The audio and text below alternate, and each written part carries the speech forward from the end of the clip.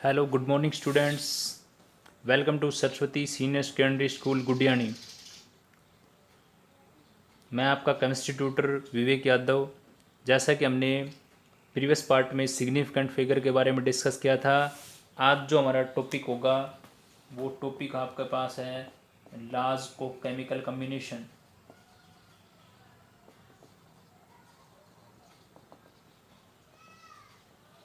Laws of chemical combination, जिसमें हम 5 law को डिस्कस करेंगे। तो वो 5 लॉ क्या क्या हैं, इसके सब पार्ट हैं। पहला है, एक आपके पास है law of constant proportion, law of constant proportion. एक आपके पास है लॉ ऑफ मल्टीपल प्रोपोर्शन, एक है लॉ ऑफ रेसिप्रोकल प्रोपोर्शन, एक है गे ल्यूसेक लॉ कंबाइनिंग वॉल्यूम, एक है लॉ ऑफ कंजर्वेशन ऑफ मास। जैसा कि हमने पीछे प्रीवियस पार्ट में हम डिस्कस भी कर चुके थे कि जो मैटर का एक स्मॉलेस्ट पोर्शन है किसका, किसी एटम का, ठीक है। और जैसे डिफरेंट जो आपके पास डिफरेंट एलिमेंट कंबाइन करते हैं तो क्या बनाते हैं, वो कोई मोलिकुल भी बना सकते हैं। तो जैसे ही हमारे पास 17th जो सेंचुरी थी, उस 17th सेंचुरी के अंदर जो वैरायसी इस टाइप के केमिकल कम्बिनेशन के कुछ लॉज डिस्कस किए गए अलग अलग साइंटिस्ट के द्वारा। जो 5 लॉ थे, जिन 5 लॉ से हमें बहुत सी बातों के बारे में जानने को मिला है कि कैसे किसी रिएक्शन के अंदर कोई कंपाउंड का रेशियो कैसे फिक्स होता है, कैसे और कंपाउंड बनते हैं, कैसे आपके पास कोई चीज़ का मल्टीपल रेशियो से कोई कंपाउंड बनता है, उसका रेशियो कैसे सेम होता है। तो ये सारी बातें लॉज ऑफ केमिकल कम्बिनेशन में हम डिस्कस करेंगे।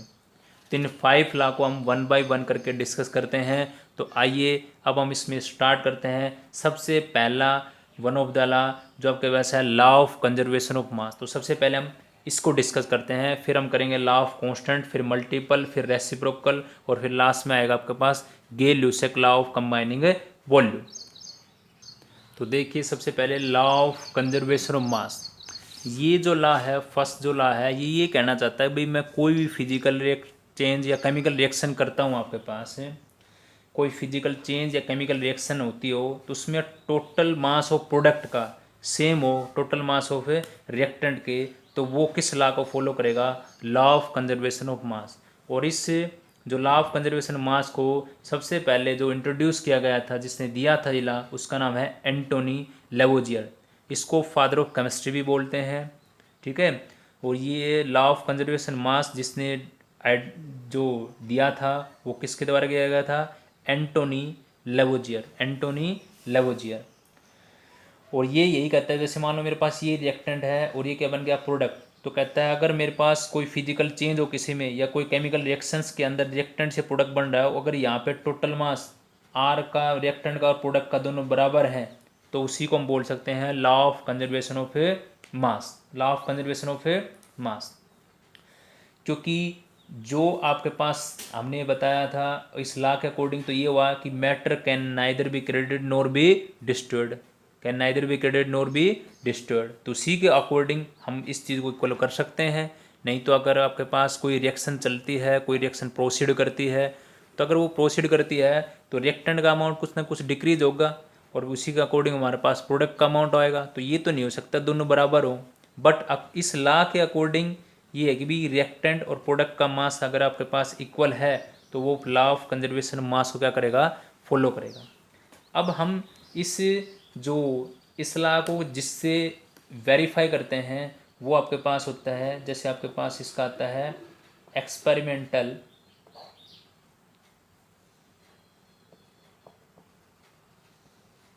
एक्सपेरिमेंटल वेरिफिकेशन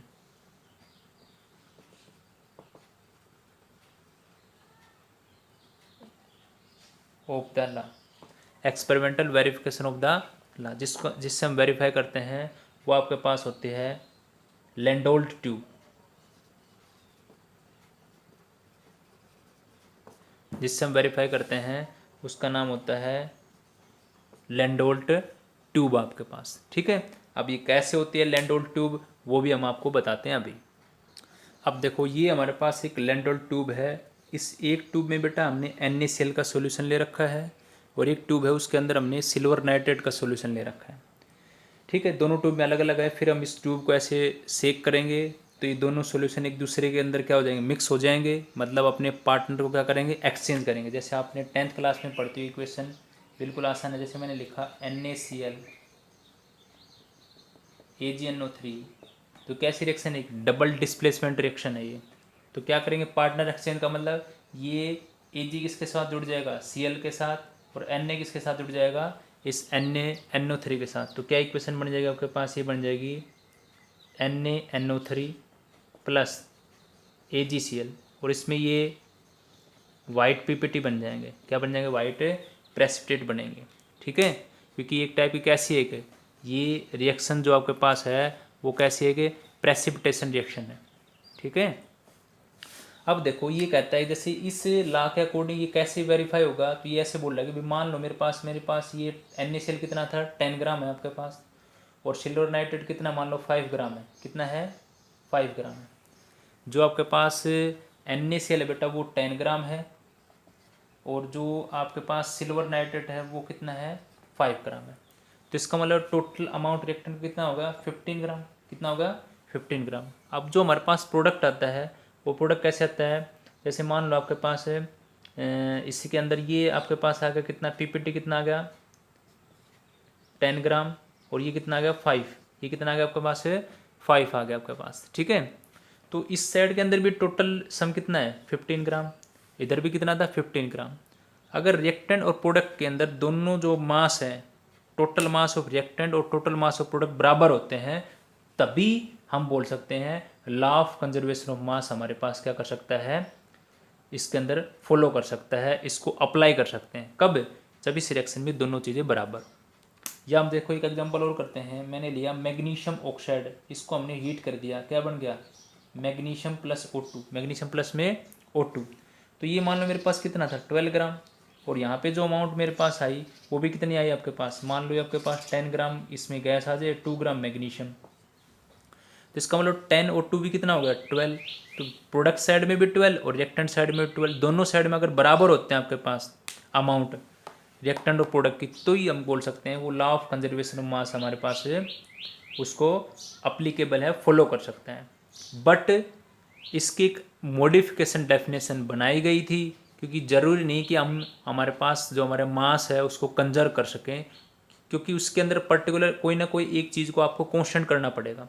अब वो क्या करते हैं, वो हम सीखते हैं कि नेक्स्ट इसकी modification of law of conservation of mass, law of conservation of mass. अब ये देखिए हमारे पास है modification to the law of conservation of mass. ये क्यों मॉडिफिकेशन की गई, देखो हमारे पास आपने जो फिजिक्स के अंदर की इक्वेशन पढ़ते हो, मोस्ट फेमस इक्वेशन है E=mc², E=mc²। ये क्या है, एक आइंस्टीन इक्वेशन है।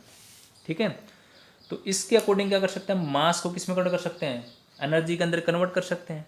मास को किस में कन्वर्ट कर सकते हैं, एनर्जी। तो मान लो जनरली हमने सोचा कोई हमारे पास ऑर्डिनरी कोई केमिकल रिएक्शन है, ऑर्डिनरी कोई रिएक्टेंट से प्रोडक्ट कोई केमिकल रिएक्शन हमारे पास, तो क्या हुआ कि जब भी केमिकल रिएक्शन हुई थी तो कुछ जो हमारे पास रिएक्टेंट का मास था वो किस में कन्वर्ट हो गया, एनर्जी में कन्वर्ट हो गया। किस में कन्वर्ट हो गया, एनर्जी के अंदर। कुछ जो आपका मास था वो किस में कन्वर्ट हो गया, आपका एनर्जी के अंदर कन्वर्ट हो गया। तो इसका मतलब जो प्रोडक्ट के अंदर जो मास आएगा वो तो कम आएगा ना, प्रोडक्ट में जो मास आएगा वो तो कम आएगा, और अगर प्रोडक्ट में मास कम आ गया तो रिएक्टेंट और प्रोडक्ट कब इक्वल नहीं होगा, और इक्वल नहीं हुआ तो इसका मतलब ये हुआ कि भाई लॉ ऑफ कंजर्वेशन ऑफ मास को अप्लीकेबल नहीं करेगा।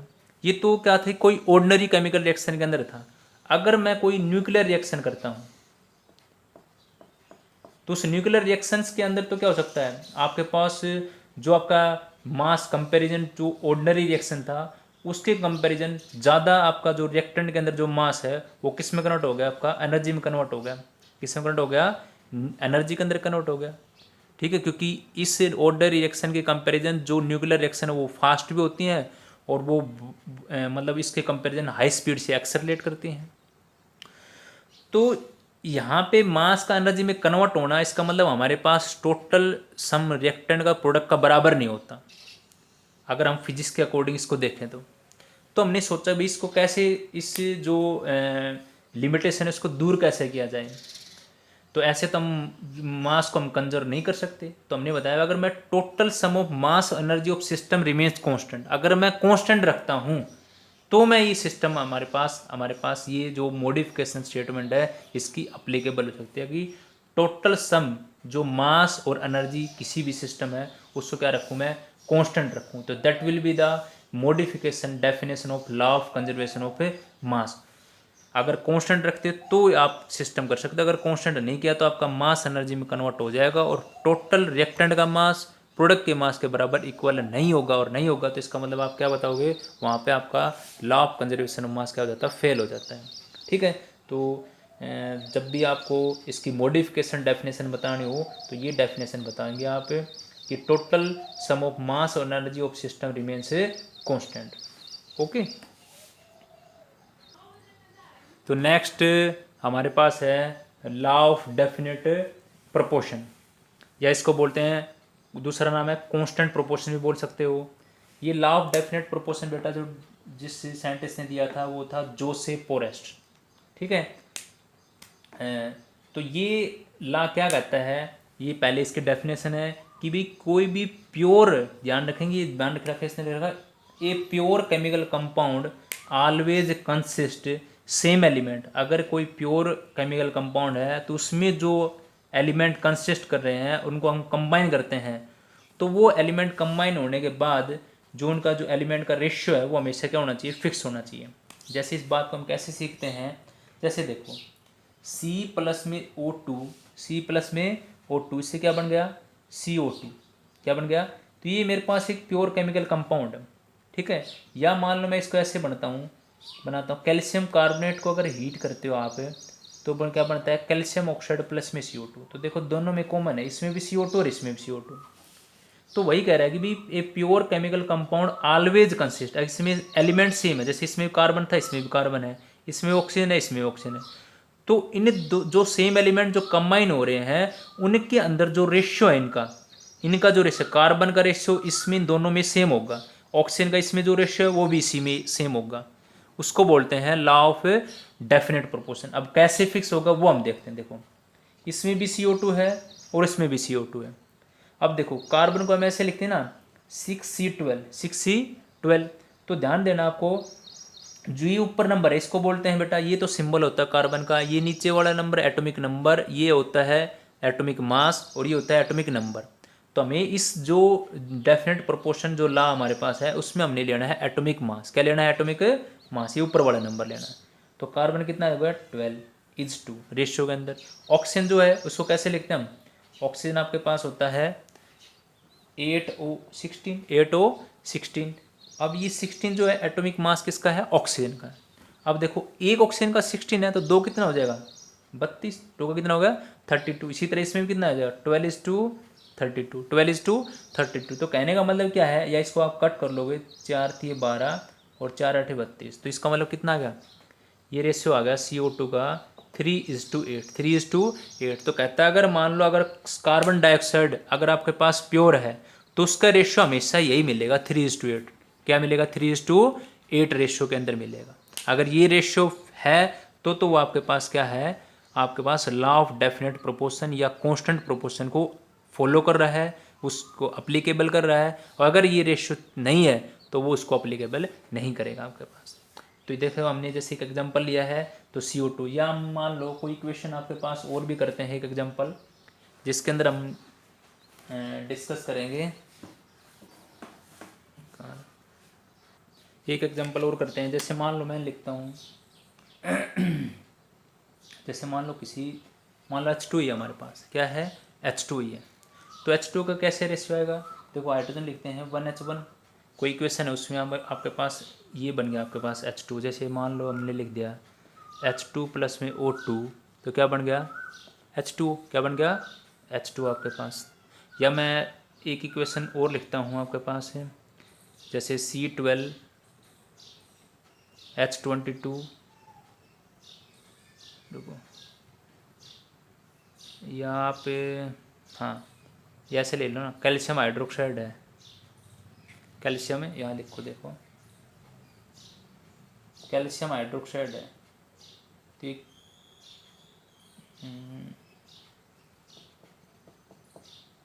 इसको हमने ब्रेक किया तो ये बन गया calcium oxide plus H2 plus में H2।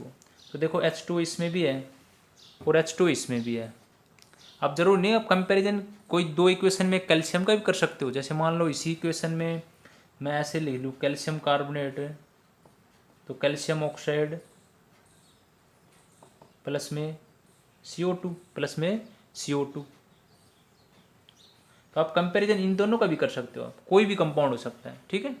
बट आप उसमें हमेशा जो रेशियो का जो आप करोगे कंपैरिजन, वो किसका करना है, एटॉमिक मास का, ठीक है। वो हमेशा फिक्स होता है। अभी देखो इसका भी करके देखेंगे और उसका H2 का भी करके देखेंगे हम।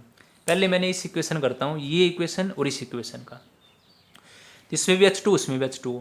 अब इसको कैसे लेंगे, हाइड्रोजन कैसे होता है 1H1। अब हाइड्रोजन है कितने बेटा, यहाँ पे 2 है, तो कितना लिखेंगे भाई, एक हाइड्रोजन का नाम का एक, तो दो हाइड्रोजन का नाम कितना हो जाएगा 2। कैसे भाई, एक हाइड्रोजन का 1 होता है तो 2 × 1 करेंगे ना, तो कितना आ गया ओवरऑल मेरे पास 2 आ गया। फिर रेशियो लगाएंगे इज 2। ऑक्सीजन का कितना होता है अभी मैंने बताया 8O16, तो 16 होता है एटॉमिक मास, तो कितना आ गया 2:16, 2:16। इसको कट कर देंगे, मान लो कटता है तो काट सकते हो, नहीं तो वैसे लिख सकते हो, तो 1:8। तो अगर मान लो अगर आपके पास वाटर एक प्योर केमिकल कंपाउंड के अंदर है, तो उसका रेशियो हमेशा फिक्स होगा 1:8। क्या होगा 1:8 होगा आपके पास। तो वो H2 इस इक्वेशन का हो चाहे वो H2 इस इक्वेशन का हो। तो ये तो हमारे पास हो गया H2O का। अब हम देखो करके देखते हैं कैल्शियम ऑक्साइड का, ऐसा करके देखते हैं कैल्शियम ऑक्साइड का। अब देखो कैल्शियम ऑक्साइड के लिए मैंने, दोनों में कैल्शियम ऑक्साइड है ना, कैल्शियम ऑक्साइड। अब कैल्शियम का नंबर कितना होता है 20, ये कितना होता है 40, कितना होता है 40 एटॉमिक मास, 20 इसका एटॉमिक नंबर होता है। और ऑक्सीजन का भी हमने देखा 8O16 कितना आएगा, कैल्शियम का कितना है 40:2, ऑक्सीजन कितना है 16, ऑक्सीजन कितना हो गया 16 हो गया आपके पास। या आप इसको कट करना चाहते हो तो कट भी कर सकते हो, तो 2 से अगर काटेंगे 2 0 और 2 8 16 8 हो गया आपके पास, ठीक है। या और भी कट करना चाहते हो 4 और ये कितना हो गया 10 आ जाएगा। और कट करना चाहते हो 5, ये अगर 2, तो 5:2 आ गया, कितना आ गया 5:2 आ गया आपके पास रेशियो। तो कैल्शियम ऑक्साइड का हमेशा ये प्रोपोर्शन रेशियो हमेशा फिक्स होना चाहिए। तो ये था हमारे पास लॉ ऑफ डेफिनेट प्रोपोर्शन, जो ये कह रहा है कि भाई कोई भी प्योर केमिकल कंपाउंड बनाओ, उसके अंदर अगर सेम एलिमेंट बन रहे हैं, जैसे दो इक्वेशन के अंदर दो हमारे पास कंपाउंड आए हमारे पास, और वो इसे जैसे इस इक्वेशन भी H और O से मिलकर H2 बना, और उस इक्वेशन में भी H और O मिलकर H2 बना, तो उनका जो रेशियो वो हमेशा फिक्स होगा। रेशियो क्या होगा, हमेशा फिक्स होगा। जैसे हमने उसकी एक लिमिटेशन पढ़ी थी, ऐसे एक लिमिटेशन आती है आपके पास लॉ ऑफ, जो आपके पास डेफिनेट प्रोपोर्शन है, इसकी भी एक कमी आई थी। अब वो कमी क्या आई है वो भी हम अभी आपको बताते हैं। वो कमी ये है कि ये लॉ कब एप्लीकेबल नहीं हो सकता, ये लॉ तब एप्लीकेबल नहीं हो सकता अगर मैं कोई दो, एक एलिमेंट के दो आइसोटोप अगर हों। जैसे मान लो मैंने CO2 ही लिखा था, अब आइसोटोप होते हैं जिसका, जैसे मैं ऐसे लिखूँ 6C12 और 6C14, तो इसको बोलते हैं आइसोटोप की, जिसमें एटॉमिक नंबर सेम हो बट मास नंबर क्या हो, डिफरेंट हो, ठीक है। तो ये लॉ कब अप्लीकेबल नहीं है, अगर आपके पास जैसे एक इक्वेशन में आपने CO2 बनाया, एक इक्वेशन में CO2 बनाया। अब एक इक्वेशन में CO2 का जो कार्बन है, इस CO2 का जो कार्बन है, मान लो वो कार्बन 12 का आइसोटोप का है और एक के अंदर कार्बन 14 का है, तो यहाँ पे तो फिर वो रेशियो फिक्स नहीं होगा ना, क्योंकि इसमें तो बन जाएगा 12:32, इसमें बन जाएगा 14:32। तो ये तो अभी बोल रहा था आपके पास क्या, कि ये दोनों क्या होने चाहिए, फिक्स होने चाहिए। कांस्टेंट रेशियो जो है, प्रोपोर्शन रेशियो, वो क्या होना चाहिए, फिक्स होना चाहिए। बट यहाँ पे तो फिक्स नहीं है। इसका मतलब जो हमारा लॉ ऑफ डेफिनेट प्रोपोर्शन है वो कब एप्लीकेबल नहीं है, अगर मैं मान लो आपके पास क्या लेता हूँ, आइसोटोप, एक एलिमेंट के दो आइसोटोप हैं और दोनों इक्वेशन के अंदर अलग अलग आइसोटोप हैं, तो वहाँ आपके पास थोड़ी दिक्कत आ जाती है। तो ये लॉ वहाँ पे क्या नहीं होगा, आपका एप्लीकेबल नहीं होगा। तो ये हमने दोनों लॉ सीख चुके हैं। अगर आपके पास एलिमेंट सेम हो बट उसके आइसोटोप अलग अलग हो, तब ये एप्लीकेबल नहीं होगा आपके पास लॉ ऑफ डेफिनेट प्रोपोर्शन, ठीक है। तो आज हमने दोनों लॉ डिस्कस कर चुके हैं, law of conservation of mass और law of definite proportion. Law of conservation mass में कोई भी फिजिकल चेंज या केमिकल रिएक्शन हो जिसमें टोटल रिएक्टेंट प्रोडक्ट के बराबर हो मास, टोटल अमाउंट ऑफ जो आपके पास रिएक्टेंट का और प्रोडक्ट दोनों बराबर हो तो वो तो लॉ ऑफ कंजर्वेशन मास है। उसको डिस्कवरी की थी एंटोनी लेवोजियर। दूसरा हमारे पास जोसेफ फोरेस्ट, जिसमें ये कहता है अगर कोई भी प्योर केमिकल कंपाउंड हो उसमें सेम एलिमेंट कंबाइन हो रहे हैं तो उनका रेशियो हमेशा फिक्स होना चाहिए। और अगर एक एलिमेंट के दो आइसोटोप हो आपके पास डिफरेंट सैंपल के अंदर तब भी एप्लीकेबल है, नहीं है आपके पास। Okay, thank you for watching Saraswati senior secondary school Gudiyani की तरफ से जो लॉकडाउन स्पेशल की क्लास है आपके पास।